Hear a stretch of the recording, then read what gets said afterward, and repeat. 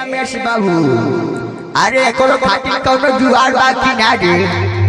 या है भोजपुरी अंदाज में सुना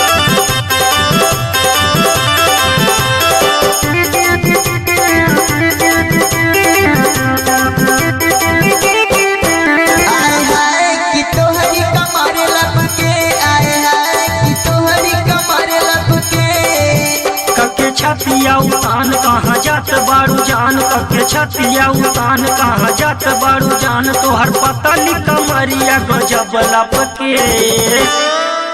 आए हाय कि तोहरी कमर लपके आए हाय कि तोहरी कमर लपके आए हाय कि तोहरी कमर लपके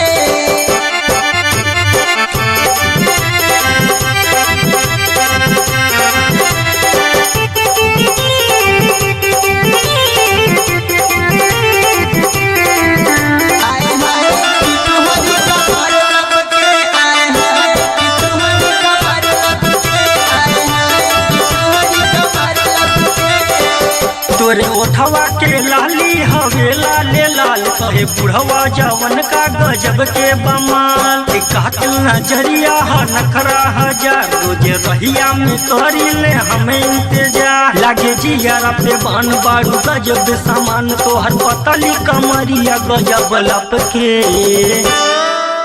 आए हाय कि तोहरी कमर लपके आए हाय कि तोहरी कमर लपके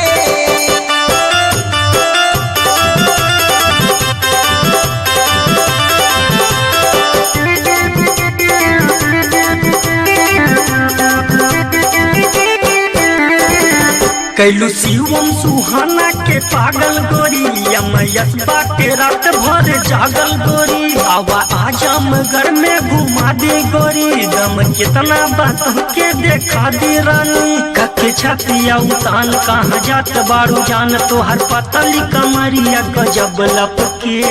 आए हाय